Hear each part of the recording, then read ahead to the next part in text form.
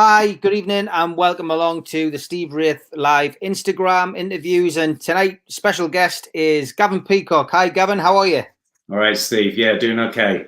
Good to have you back on. And obviously, we used the Instagram platform last time, so very similar. This YouTube, it's great. We get the questions on screen from various fans, and we'll try to get through as many of them as possible. But how have you been during the last 10 days to 14 days since I last spoke to you? Is things starting to calm down a little bit now in Canada? Yeah, we're out in Western Canada here, so we don't have nearly as many cases as the UK. And things are a lot more spread out. So to talk about social distancing, it is very much spread out here. And Calgary, the city where I'm based, is 1.3 million people. So obviously we've been hit. Obviously businesses have had to close down temporarily, and sport, etc., etc. And people have been isolating, but it is opening up and opening up quite reasonably rapidly now in stages. So we've all been affected in different ways. They are, however, predicting 25% unemployment in this area over the next year, which is I hope it doesn't reach that levels, because that's pushing towards a depression as such. So that's why the economy needs to get going again. Yeah. I mean, it's going to be the same in this country. I think we're moving towards, hopefully, a relaxation on Thursday of the current lockdown, and if there's no second spike, hopefully we'll be able to progress and get back to some kind of normality. Since we last spoke, there hasn't been much of an update really, but Steve Bruce did speak. What did you make of Steve Bruce's interview on Sky a few weeks ago? Well, in terms of Brucey wanting to stay at Newcastle and be given a crack at the job under this potential new ownership, yeah, I mean, that's what I would have expected from him.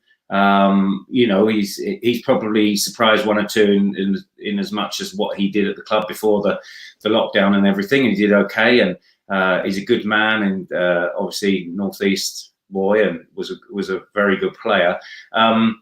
And so I'd expect him to say those things. He said the right things publicly. The question would be if new ownership come in with that kind of money, with those kind of ambitions to take Newcastle to the heights that everyone wants, is Steve Bruce the man to get them there?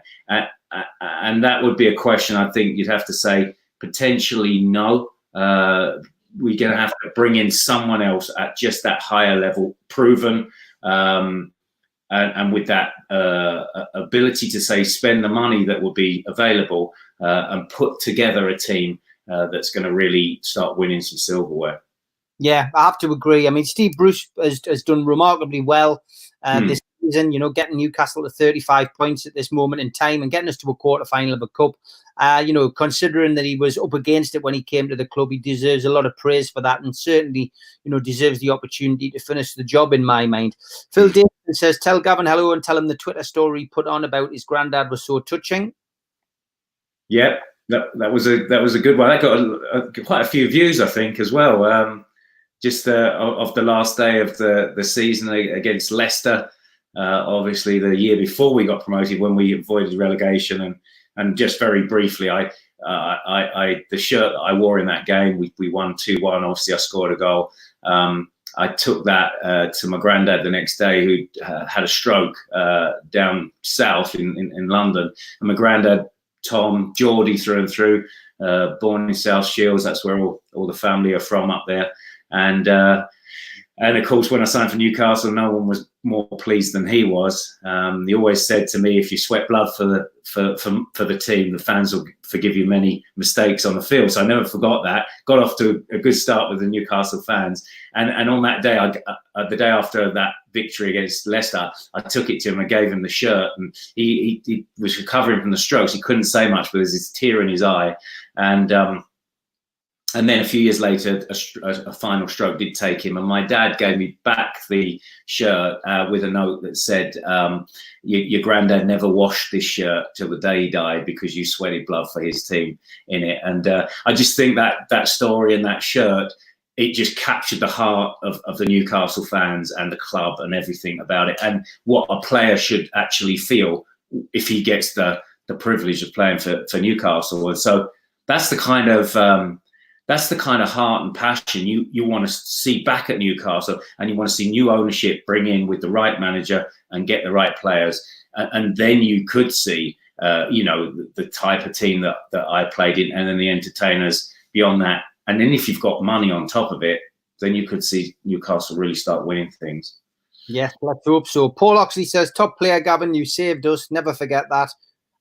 Lee South says, gutted when you left, Gavin. Do you feel Northeast location is a problem in signing big name players? I don't think so. It shouldn't be. Newcastle, living up in the Northeast, was one of the happiest times of my life, one of the most beautiful areas in the country. And I think now, I think that you go to Newcastle, you see the stadium there. If you're a player, you see the stadium there. You do any kind of research, even if you're from abroad. You do any kind of research on Newcastle, you're going to know this is a big club that could just take off with the right team and manager, like we've said. So it ought not to be. And then obviously since I left the club, and even when I was there, the big name players that came that went on to become legends of the Premier League. I mean, you got Shearer, you got Les Ferdinand. I mean, these are legendary goal scorers in the Premier League. Andy Cole, you had the Ginolas, and I could go on and on and on. Rob Lee, Gary Speed, all these great players that then lent profile internationally to Newcastle. So now that anywhere in the world, fans and players alike are going to go, no, this is a big club and we know it. Yeah, exactly. Great answer. Andy Worth says, hi lads, if Gavin could choose any NUFC player throughout history to play in the same team as him, who would it be? Oh, to play in the same team. Boy, there's been so many great ones. But I think I'd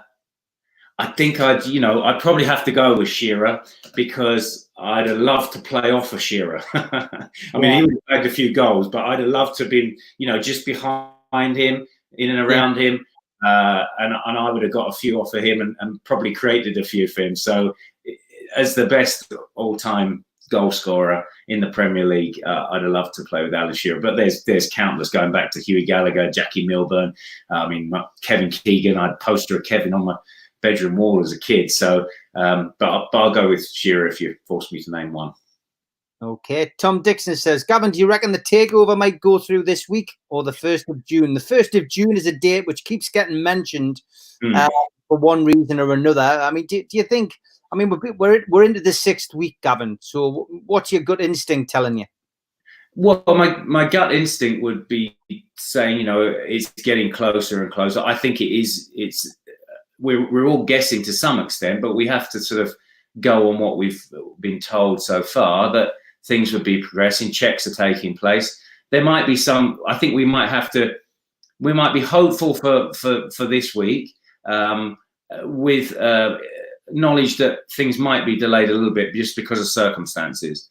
But I would be pretty confident, without having any inside knowledge, I'd be pretty confident that things are in the works and it's going to unfold and it is going to happen. Okay, great stuff. John Ball says, given how well Ivan Toney has done since Newcastle released him, without really giving him a chance, is he a player that we should have kept a hold of? Ivan Toney, of course, is at Peterborough and doing quite well. Yeah, I mean, whenever you let a player go and you see him do well, you can regret letting them go. Obviously, the question is that often a player can be let go and they go to another club, and that's the club where they flourish, and it's just the right pitch for them. Whereas if they stayed at let's say the bigger club, it was too big for them at the time. So it's easy to say, well, I shouldn't have let him go. I remember, here's one for you. I think Gillingham Football Club had Peter Beardsley down there as a schoolboy, and they didn't sign him. They let him go. That's one that you say was a mistake. Manchester United had Peter Beardsley as well, of course. Sorry, say again? Manchester United had Peter Beardsley as well, of course. Yes, and of course that would be even more delightful for Newcastle fans to know that they let no one slip. Derek Sharpe says, Gavin, Rafa, or Pochettino? If who would you go for, Rafa or Pochettino? There's been headlines this week to say you know, that Rafa Benitez looks as if he would like to come back to Newcastle. You know, there seems to be money going more on him than Pochettino now. You know, who would you like to see if Steve Bruce does get, you know, asked to step down? Yeah. So let's look at them both in terms of, you know, you've got Pochettino, younger. People might think, you know, she's got that bit of flair, could come in and do something on the big Newcastle stage with the money. Then you got Rafa, older, the experience, been there before. I would edge for Rafa. Reasons being, world over renowned as a world-class manager. Whoever you speak to holds the respect of players and managers alike throughout the world, has an excellent track record, is very popular with the Newcastle fans already. May have been criticised in the past for being a bit too defensive. I would say at Newcastle he was playing with what he had to get the best out of the team he had to survive under very difficult circumstances with the owner he was playing for, he was managing for. Give him money, then he's going to create a different kind of team. And he knows what the Newcastle fans want. He knows the type of football they want to play. And then finally, I would say someone like Rafa would be a big draw for players to want to play for. So all those things combined with Rafa is why I'd go for him. Either one would be a good, you know, I think Newcastle fans would be pleased with. But my personal preference would be Rafa to come back in and take it over again and take it on this time. Okay, great stuff. Tom says, Gavin, who's your favourite Newcastle player at the moment and why? Oh, Newcastle player at the moment. Steve, give me a top three that I should pick from, and I would say Dubravka, the goalkeeper. You've got to pick one of the defenders. I think if you were going to pick a defender at the moment, I would say Sharpe. If you're going to pick a midfielder, I would say St. Maximin. And if I was going to say a forward, I would say Almiron. Yeah. Difficult. I mean, I'm one that's saying you need to get forwards in because Newcastle's goal record isn't good enough. That's a maximum, maybe in midfield. Just the consistency in a difficult time. But that's another area again, you know, where you're looking, if you've got money to bring in a midfielder and a midfielder that can get you goals. Like I think Coutinho has been mentioned, hasn't he? Yeah. Now that's the kind of player that you need. That's like a number 10 almost, you know, to play off a front man to supplement your strikers, but to give you creativity as well in the midfield area, attacking midfielder. So I'll go for that one and say, you know, whatever happens with this takeover, you're going to see an overhaul in terms of players coming in. There will be a base, obviously, that you have to keep, but I'd be really excited to see, you know, just what kind of money they're going to splash out, and you can go and pick from the top. Match that with good wages. I think Coutinho has already said that it might be still interested. I think Chelsea are interested as well. But when you got Newcastle with that kind of backing, players are going to look and say, well, you know, look at Shearer when he went to Blackburn. You know, people were saying, well, he could have gone other clubs with bigger clubs, but the Blackburn had money, and of course Shearer went there, and look what happened. So. I think players will be coming in like of that ilk anyway. Coutinho, which is top draw. The players that were linked with Rafa Benitez this morning in the article were Barkley at Everton, John Stones, the centre half. What's your thoughts on those two players? Barkley, I thought a few years ago, very creative, can get a goal. Really thought he was the bright, you know, and he is a bright prospect still. Hasn't quite done it in recent times. Could be one to have in the squad to take a bit of a gamble. I think they might go for. I think Newcastle could be going for bigger even. Stones, I've enjoyed watching him. Very skillful. Can play. come out with the ball. Takes a bit of a chance sometimes, but with the right man next to him, could do well. It's about combinations at the back, you know, like when we went up to the Premier League, we had Kevin Scott and Stevie Howie, and it was a lovely combination. Scotty was solid, you know, obviously both were good in the air, but Steve Howie developed into this player that could bring a ball, you know, bring a ball down his chest, bring it out, pass it, because obviously he played up front. And so I think Stones would add a bit of class maybe. And it's the other thing is, depends what type of system you want to play. Do you want to start playing out from the back? Then yes, this would be good. That sort of we talk about continental style. I mean, obviously the Premier League got much more continental, but in terms of you bring it out the back. So here's the thing that surprised many Newcastle fans when we survived that Leicester game and we stayed up, is the next season Keegan begins by buying Beresford, Venison, and Bracewell, and everyone's thinking, oh, I thought we were going to buy strikers here. You know, we need goals. We want to see goals. Yeah, but Kevin wanted to play out from the back. He wanted to. I remember he pulled me in his office once, and he had the tactics board up, and he says, "Look how we get it. You know, he gets out the back with Pav in goal. Let's say rolls it out to Venison or Beresford. That's where we want to go to there. Then it's into a midfielder. We got you coming short. We got Kelly running in behind. Got Lee Carp making runs. Look at the movement here. But it all started coming out of the back. So, and I like that kind of football. I think Newcastle fans would like to see that kind of football played.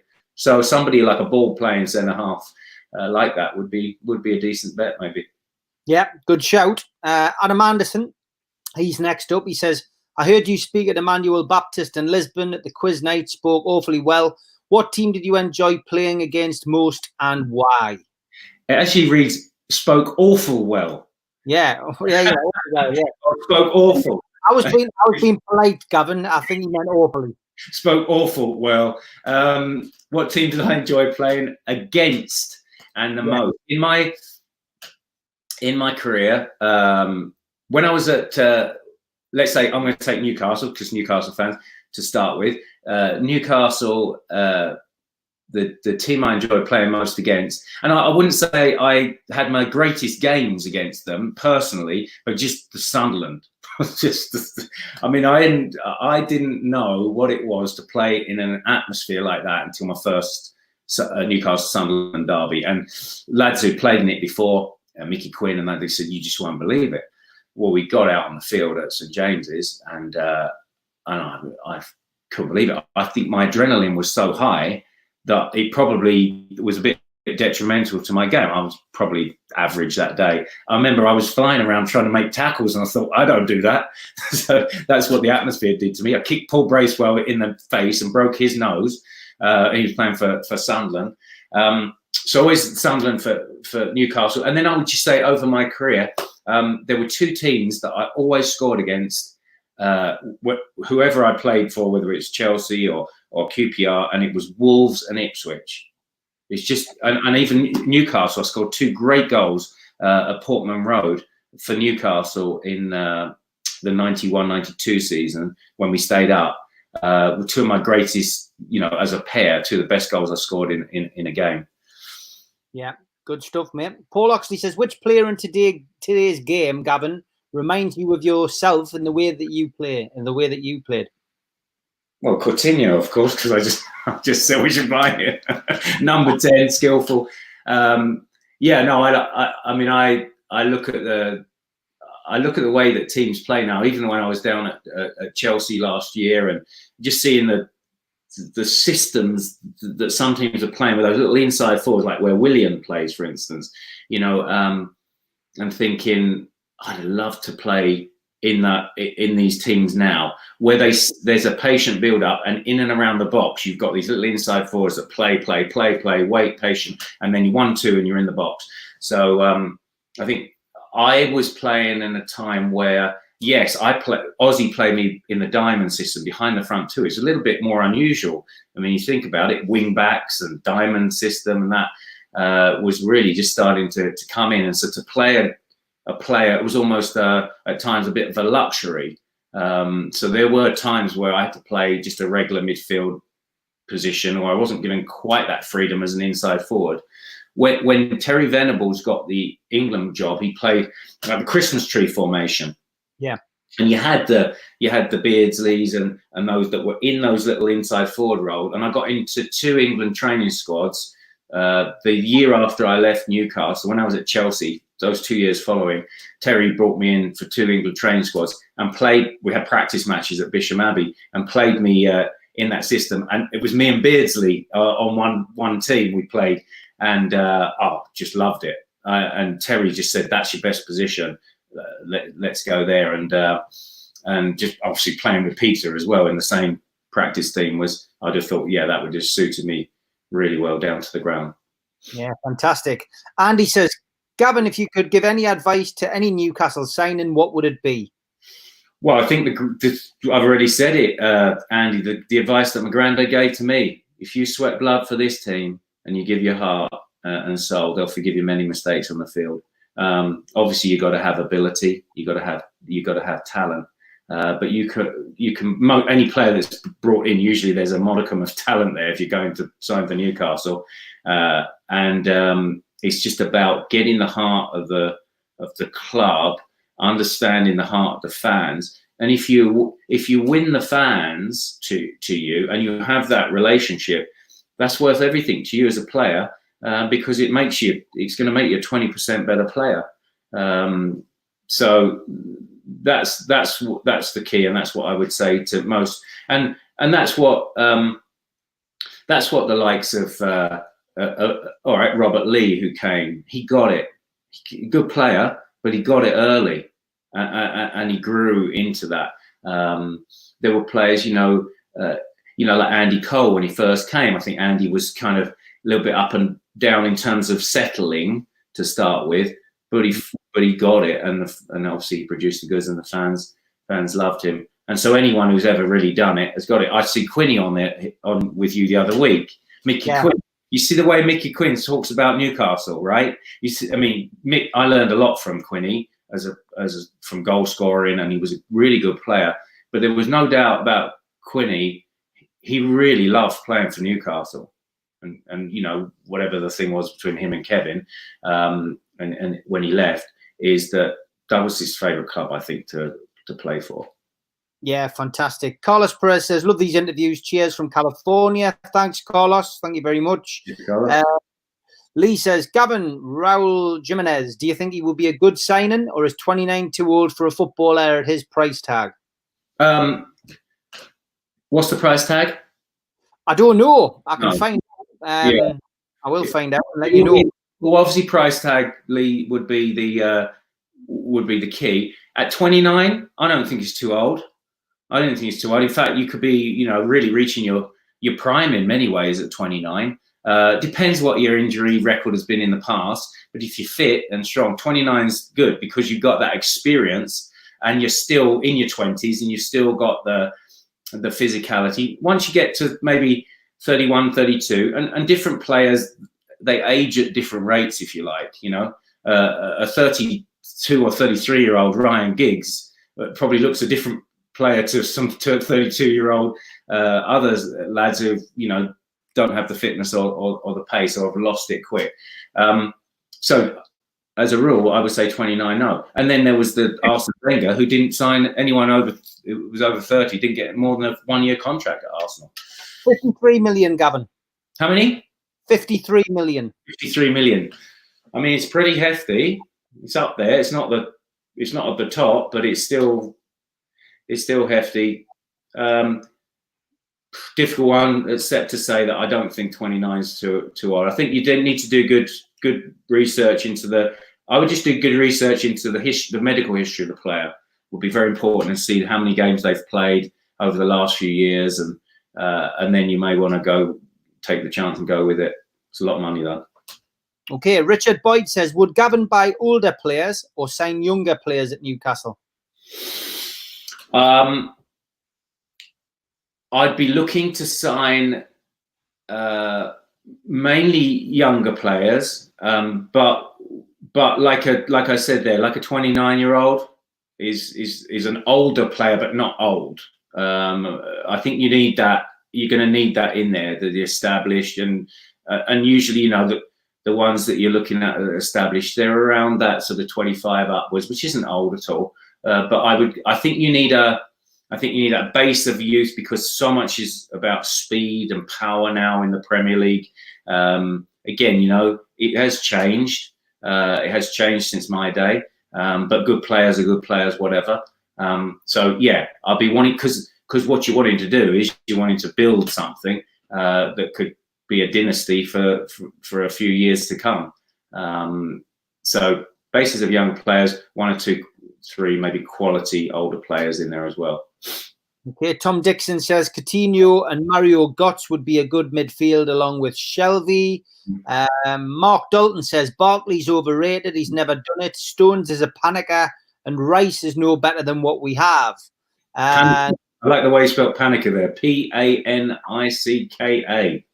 Yes. Steve Hutchinson says schoolboy error, alarm set for 6. Sorry, Steve.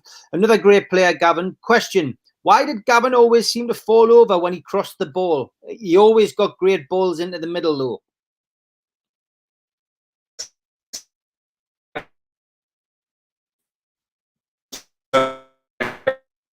Oh, we've lost you, Gavin.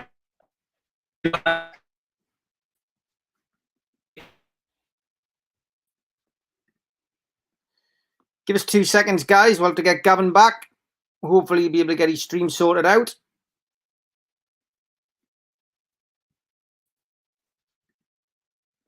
We'll wait until Gavin comes back. Anyway, any questions for me whilst we wait for him? Haaland has a £63 million buyout. Got to be worth a shot. Raul Jimenez, 36 million, Andy Smith. I think it's a little bit more than that, 53. I've just Googled it and had a look on there. Still no Gavin. Hopefully we'll be able to get back onto the stream. See, technical difficulties. He is coming in from Canada. And yeah, I got that as well. Jamak's comment is tell Ross. Yeah, I got that, mate. Have you lost your account? We'll just wait and see whether he comes back, guys. As I say, anybody got any questions for me, I'm more than happy to answer them. Hopefully we will get him back. Would we like to see Kevin and Babu back? I think this was one of Rafa's biggest mistakes. Well, everybody makes mistakes.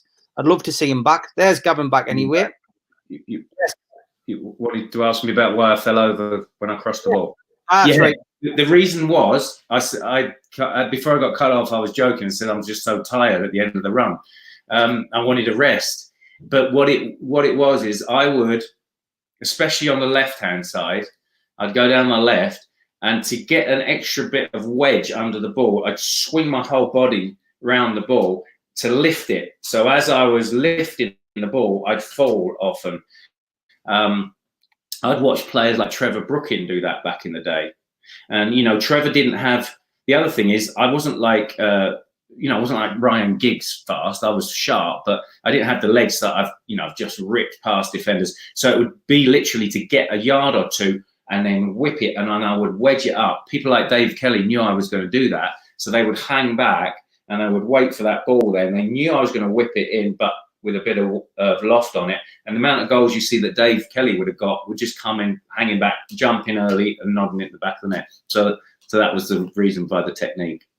Good stuff. Elric says, would you like to see Kevin and Babu back? I think that was one of Rafa's biggest mistakes. Of course, Kevin and Babu he's a Swiss footballer. He's a defender, plays for Wolfsburg, also an international defender, as I say, for Switzerland, 25 years of age.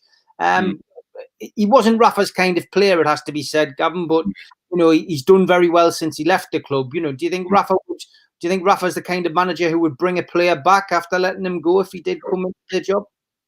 Probably not. As I say, if Rafa comes in and he's given money, he's going to have the pick of of the world's best. I'm thinking, and so as good as this player, might have done, Babu might have done since he's left. I think there'll be other targets that he would go for. I think Rafa would see that as a step backwards, probably, to sign him. Yeah, I would agree. Paul Oxley says Gareth Bale would be a bad signing. He's injury prone. He's on £600,000 a week at Real before tax, which is crazy. He'd want more than that at NUFC, and he's had his day and wouldn't touch him now. Of course, Gareth Bale has been linked quite heavily with Newcastle. I mean, he would sell a lot of shirts, wouldn't he? I suppose. Well, that would help pay the wages, and that's the thing that I mean, Newcastle fans aren't daft, but I remember speaking to the guys at the Chelsea club shop, and they were saying, now the amount, this was 6-7 years ago, so the amount of money generated in shirt sales alone. So you can get like you could get a Beckham that was past his best, that you knew might only play 10-15 games a season. It was going to cost you a fortune, but you get it back and make more on it, because of the merchandise sales. Now, not that that's the way to look at buying a player, that you're making, he's doing all right on the field, but you're making a lot off the field. But clubs look at that side of the business. I think Bale's still a good player. Obviously had some injury problems, but you'd have to weigh that with the amount he would cost and what you're going to get on the field out of him. Yeah, that's fair enough. Lee says, can you remember the bloke that used to make the funny noise in the East Stand? You must be able to remember him, Gavin. He used to do like an Indian war cry in the East Stand when the crowd went quiet. Can you remember him? Not really. No. Can you? You obviously can, yeah. I do remember him. I used to be in the Gallagher back in those days in the corner. And every now and then when there was a lull in the ground, you would hear him. And he did actually come back for a game. He obviously relinquished his season ticket. But it was a few years ago now, and he was in the East Stand again, and he made a reappearance. And there's plenty of lulls in the crowd these days. And came back, and he was quite noticeable. It was very, very good to hear him back.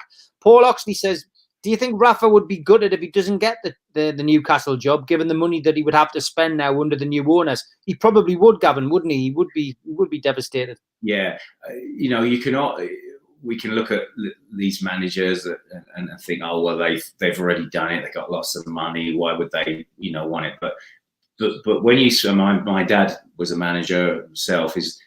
Managers, they want to manage, right? And they want to be back involved, and every manager thinks, there are some that, they hold off and they don't come back in, but they think, give me a chance with the money.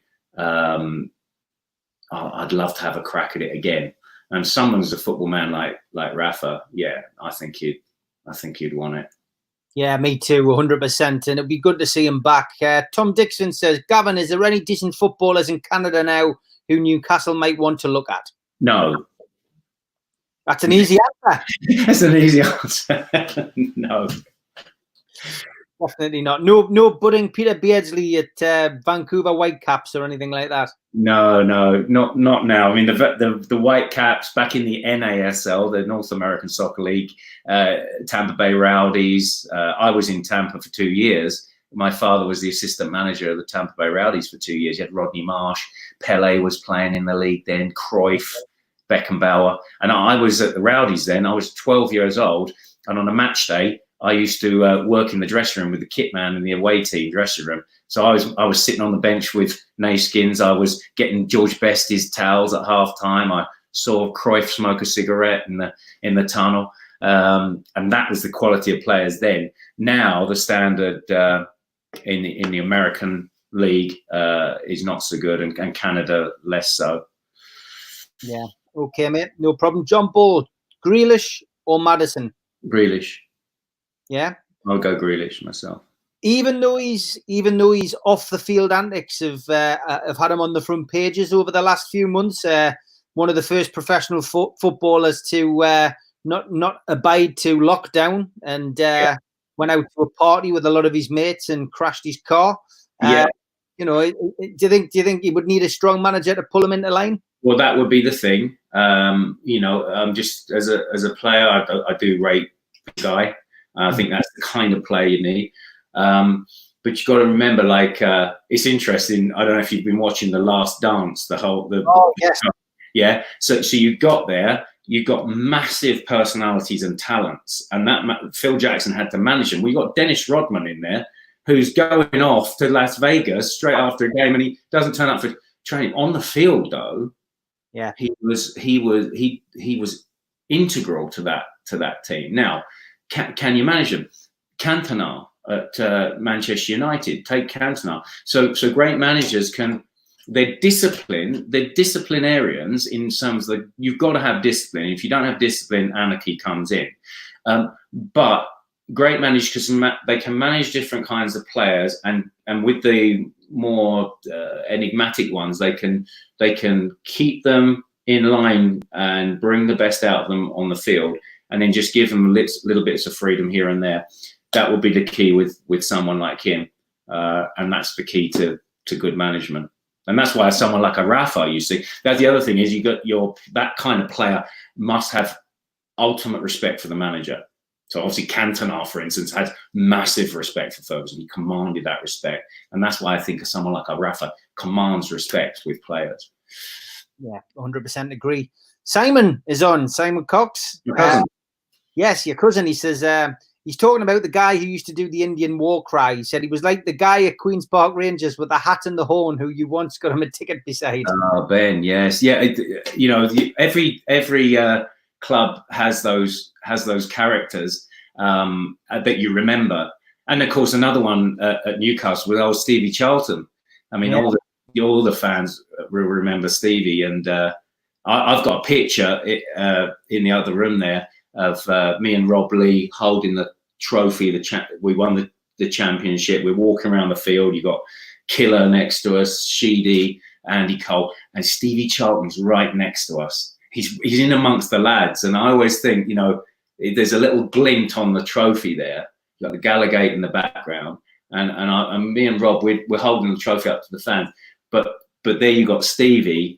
And it means more to him than anyone else, And he would come out and Kevin Keane give him a lucky sweet before the game, and Budgie would, in Budgie's days, he'd be hugging him and kissing him, and those kind of characters are what make a football club, and you remember them. Yeah, great days, great memories. Phil Davison asks, what was more important to Gavin, keeping us up or getting us promoted? Well, I enjoyed promotion more in terms of the what it all meant. But of course, we wouldn't have got promotion if we hadn't stayed up that year before. The pressure in that year and the pressure on that final game was like nothing else. It was huge. The relief and euphoria after was then, on the flip side was incredible.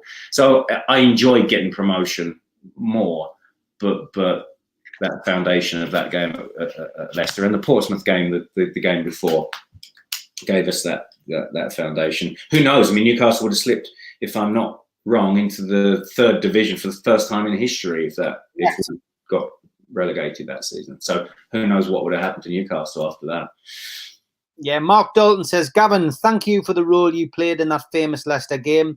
I think some fans forget the importance of your efforts that day. Read the lovely story about your granddad not washing the shirt. Yeah, a great day remembered by all the fans and players alike who were involved in the day. And when I scored my goal in the first half there, it was just like I knew I was going to score. That day I knew when I went out on the field. Give me the ball. I fancy I'm going to stick in the back of the net, and that just came to me. It was knocked back by Steve Walsh. I was onto it, and it was like everything went into slow motion. I knew Carl Muggleton was going to come out. I knew I'm going to tempt him in, but to tempt him in, I've got to delay my backswing as I pull my foot back. Hit it too quick, he's going to maybe block it, but I delay it, it'll tempt him to dive at my feet.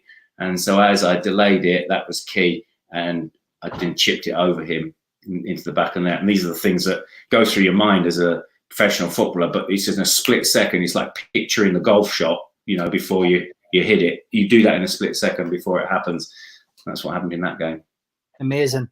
Tel Ross says he met your dad at the Old Brook Hospital in London, and he arranged for you to get him a signed ball, a 1992-1993 Champions Ball, which he still has. Well, I hope my dad didn't charge you for that. That's all.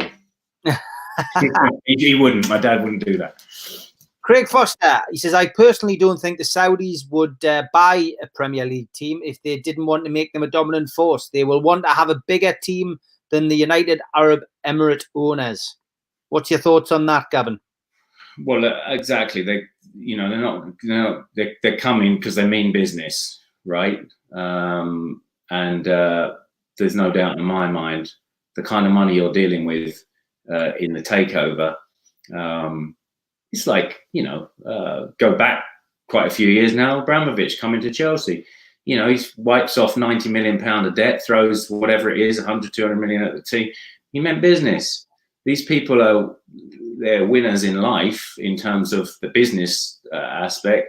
It doesn't always, as we know, translate into football because you have money, it doesn't always happen that way. And that must be remembered by Newcastle fans, is that just because this happens, it doesn't automatically mean Newcastle are going to win the Premier League or what have you, because you've got to get a team together that must blend together, that must play together.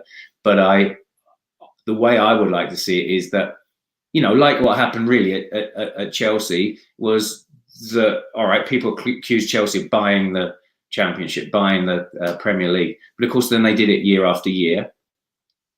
And there's a consistent, now Chelsea are, obviously dropped off a little bit in the last couple of years or so, but they're up there now, one of the world's great football clubs. That's what you want to see with this, with Newcastle, is to just not be a flash in the pan, but to consistently now be up in that top four, and in the Champions League, and wouldn't that be a great thing? Then you would create a spiral. I just always feel that, you do that at a place like Newcastle, you couldn't, I've said it before, I don't think you could build a stadium big enough to house all the fans that would come.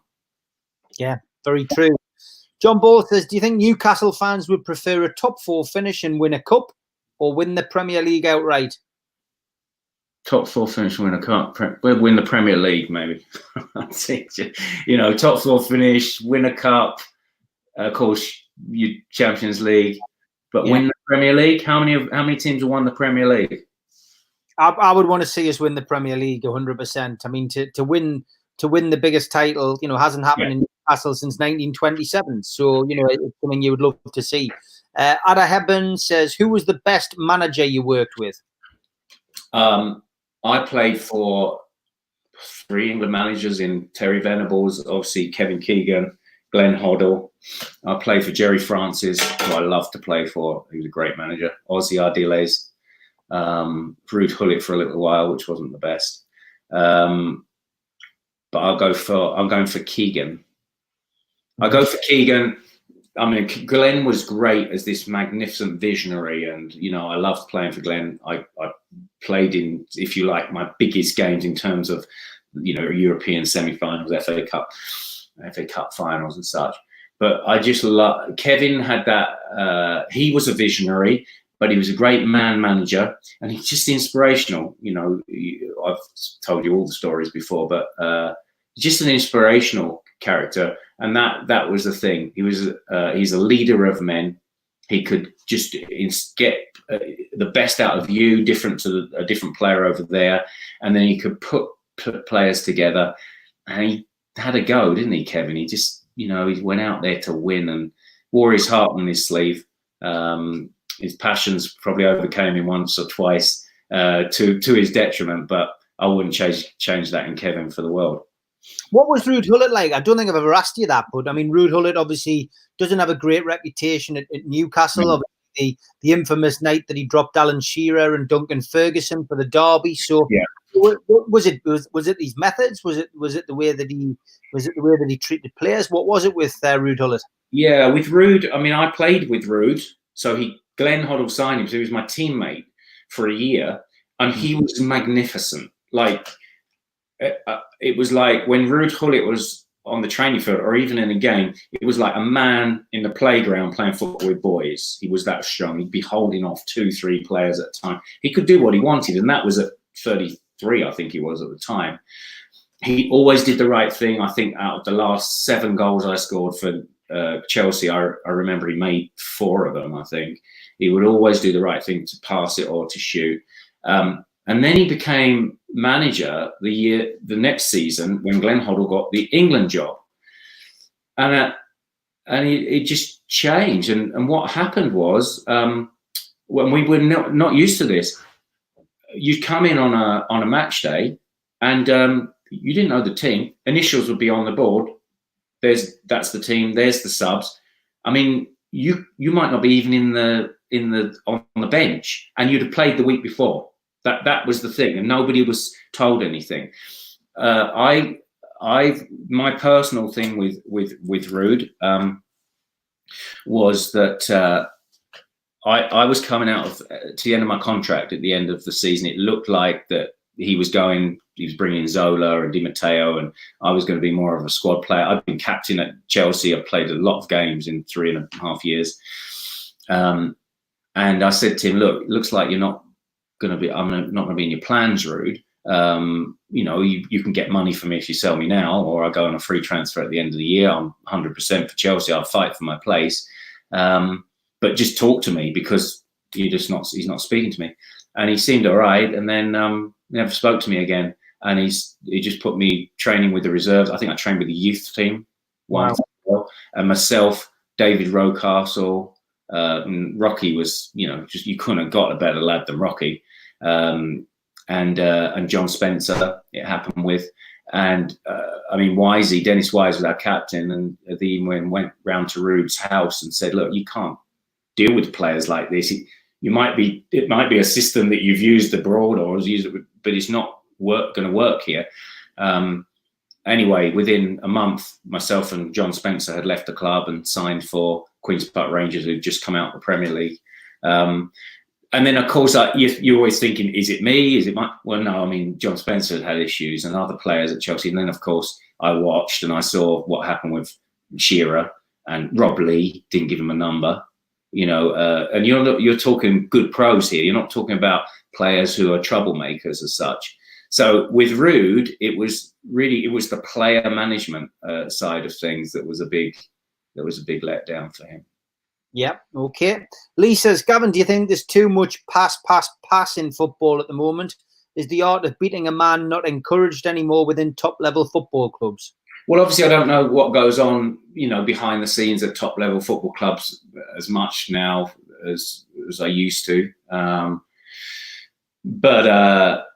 think you still got players on view in the Premiership that can go past men, and they've got that individual skill. I think, I mentioned what we call the continental style, that European style of pass. And again, I watched a game last year at Stamford Bridge and Liverpool and Chelsea, and there was a lot of passing around the box. You wouldn't have seen that 10 years ago, even. Pass. It's like, wait for the opening. You see it, though. You see it with teams like Barcelona and such. So be patient. And then you've got to have intricate players to then play 1-2 and then through. It's its own art form, if you like. And it might be frustrating at times, but I do quite enjoy it.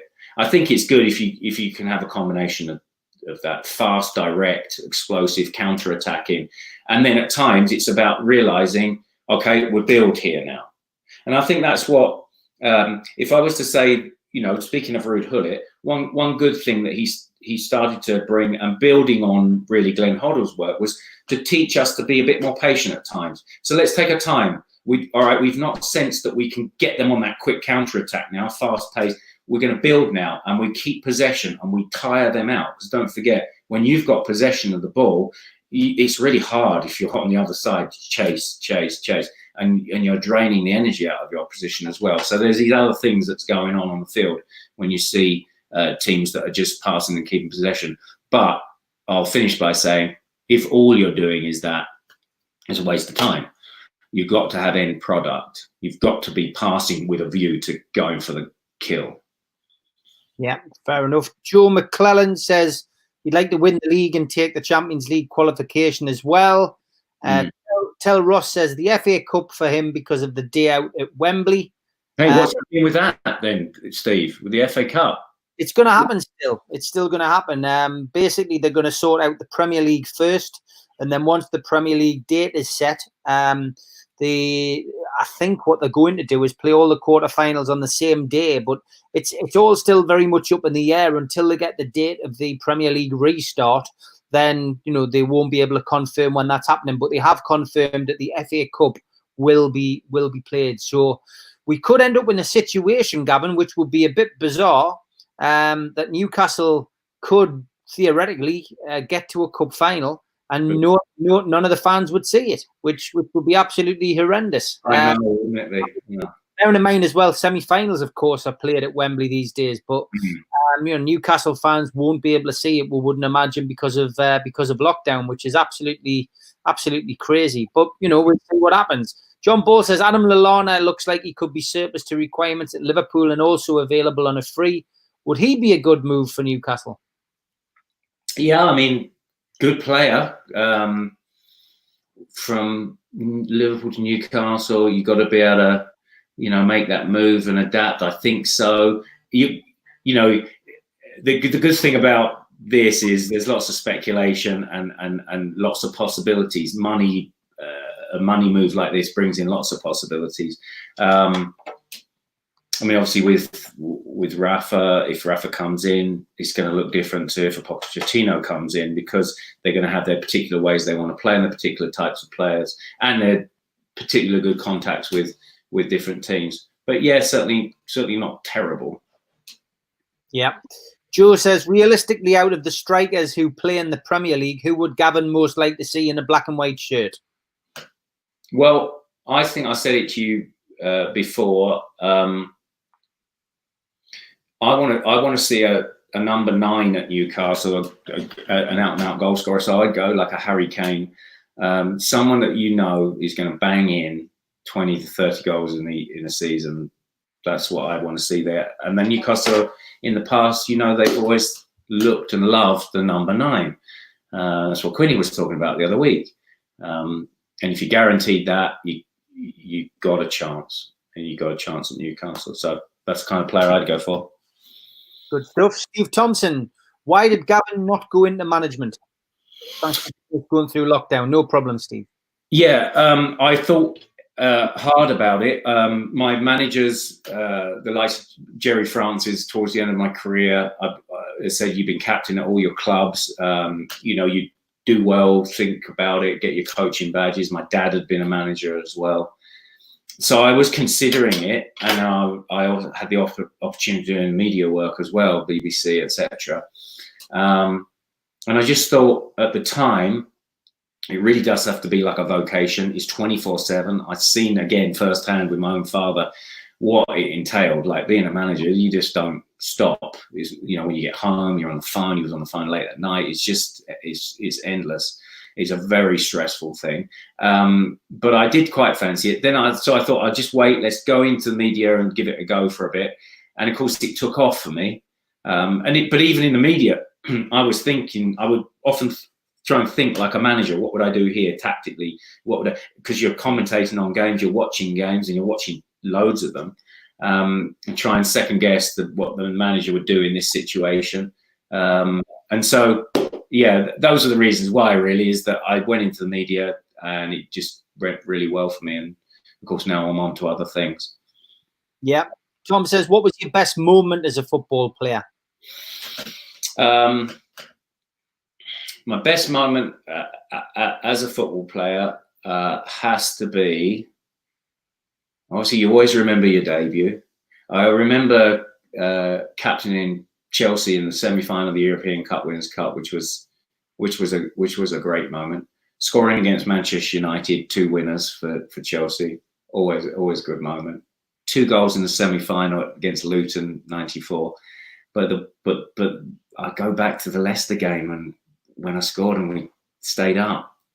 I don't, that the kind of, because what it is, Steve. It's the two opposite feelings, from feeling such dread and pressure to feeling such elation. There was nothing quite like it that I experienced in the rest of my career. Yeah. Tom also asks, would you take Patrick Kluivert's younger brother? He looks a decent goal scorer. I think he's at Ajax now. Yeah, it depends on the price, Tom. You know, if you've got a young player that looks, got potential, goal scorer. Not sure his age, but obviously young.